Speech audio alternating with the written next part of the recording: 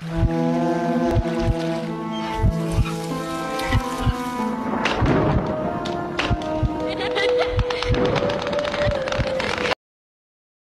दोस्तों, कैसे हैं आप लोग। उम्मीद करती हूँ कि आप अच्छे होंगे और मैं भी बहुत अच्छी हूँ। मैं आज आपके लिए लेकर आई हूँ एक और डरावनी कहानी। इस कहानी का नाम है भूतिया स्कूल।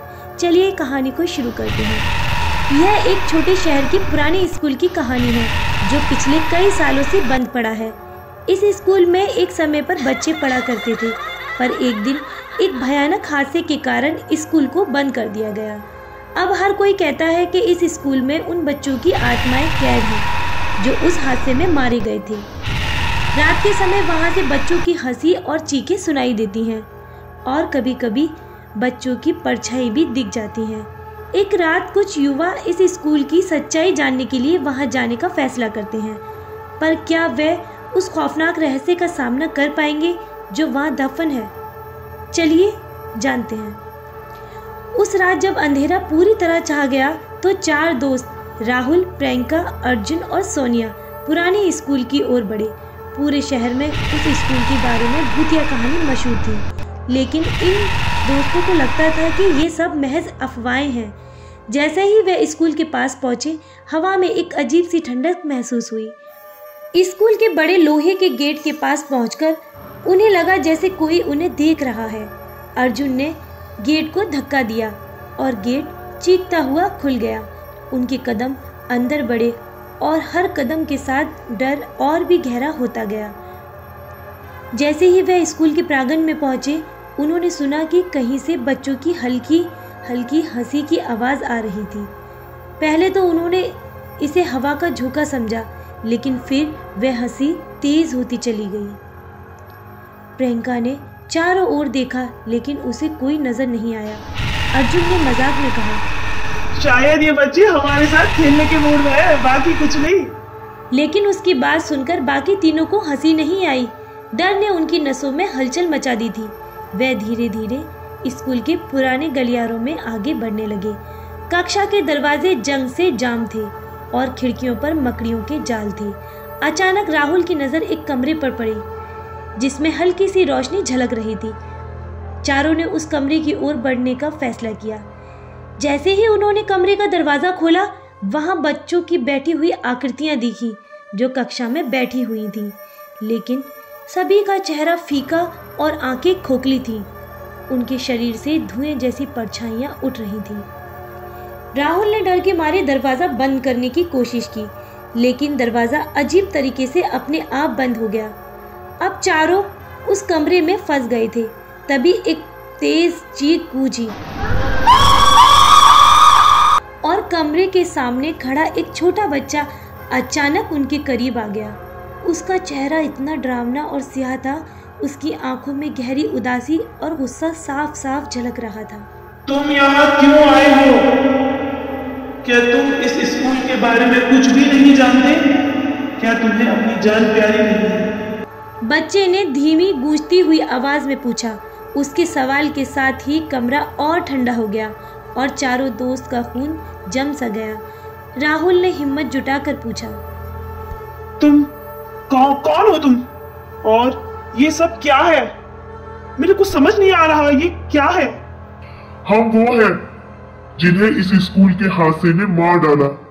हमारी आत्माओं को यहाँ कैद कर दिया गया और अब हम यहाँ से बाहर नहीं जा सकते हैं। उन चारों ने महसूस किया कि उनके साथ कुछ गलत होने वाला है। अर्जुन ने भागने की कोशिश की, लेकिन दरवाजे पर ताले खुद ब खुद लग गए। तभी बच्चे की हंसी, चीखें और रोने की आवाजें तेज हो गईं।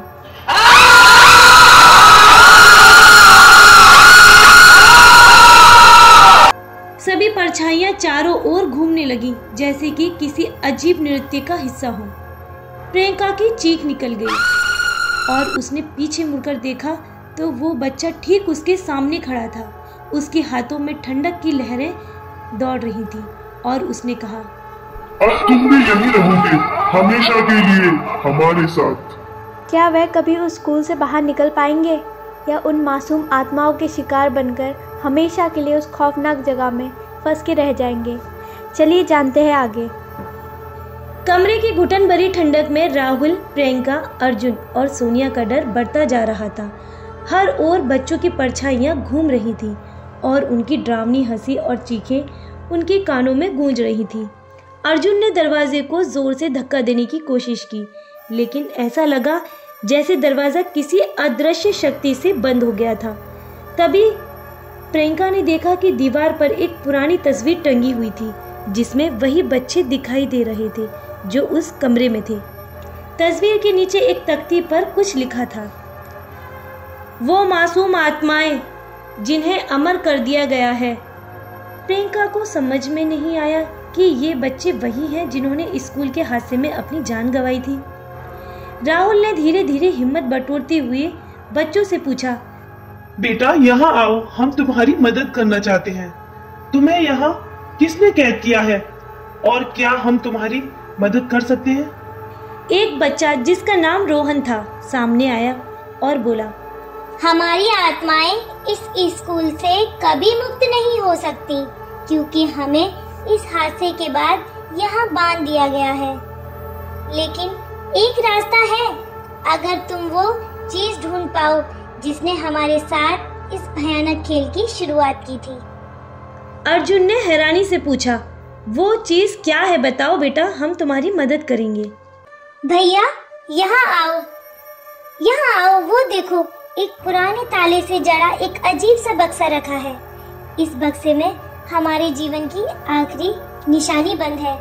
इसे खोलने का तरीका सिर्फ साहसी दिल वालों के पास है, लेकिन अगर तुमने इसे खोलने की कोशिश की और नाकाम रहे तो तुम्हारे साथ भी वही होगा जो हमारे साथ हुआ था। चारों ने डरते हुए सहमति में सर हिलाया। सोनिया ने बक्से के पास जाकर उसे खोलने की कोशिश की, लेकिन उसके हाथ में जोर की ठंडक महसूस हुई। अर्जुन ने उसकी मदद करने की कोशिश की, लेकिन बक्सा बहुत भारी था, जैसे उसमें किसी शक्तिशाली आत्मा का वास हो। तभी कमरे में एक गहरी अंधेरी धुंध फैल गई और एक वृद्ध की परछाई वहां प्रकट हुई। वह गुस्से में बोलने लगी, यह मेरा काम है, तुम लोग मेरे बच्चों को इस कैद से मुक्त नहीं करा सकते।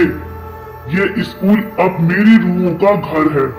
सभी के रोंगटे खड़े हो गए। अर्जुन ने हिम्मत करके पूछा, तुम कौन हो? मैं इस स्कूल के पूर्व प्रिंसिपल हूँ।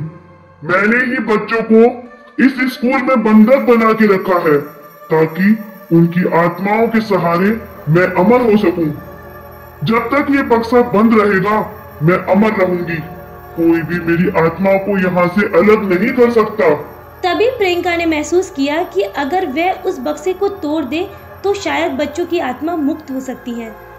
चारों ने मिलकर पूरी ताकत लगाई और बक्से को तोड़ने की कोशिश की। जैसे ही बक्सा खुला, उसमें से एक नीली रोशनी की लहर निकली और पूरे कमरे में फैल गई। बच्चों की आत्माएं उस रोशनी के साथ ऊपर उठने लगी। वह अब मुक्त हो रही थी। बुढ़िया की परछाई गुस्से में चीखते हुए गायब हो गई और कमरा पूरी तरह से शांत हो गया। बच्चों की आत्माओं ने चारों दोस्तों को धन्यवाद कहा और आसमां में विलीन हो गई। राहुल, प्रियंका, अर्जुन और सोनिया उस स्कूल से बाहर निकल आए। उनकी जान बच गई थी, लेकिन उनके दिलों में उस खौफनाक रात की यादें हमेशा ताजा रहेंगी। इस तरह इस कहानी का अंत होता है। उम्मीद करती हूँ कि आपको मेरी कहानी बहुत पसंद आई होगी और हमारी कहानी को अंत तक सुनने के लिए आप सभी का बहुत बहुत धन्यवाद। ऐसी ही मजेदार और हॉरर स्टोरीज के लिए सब्सक्राइब करें हमारा चैनल क्रिएचर ऑफ शैडो।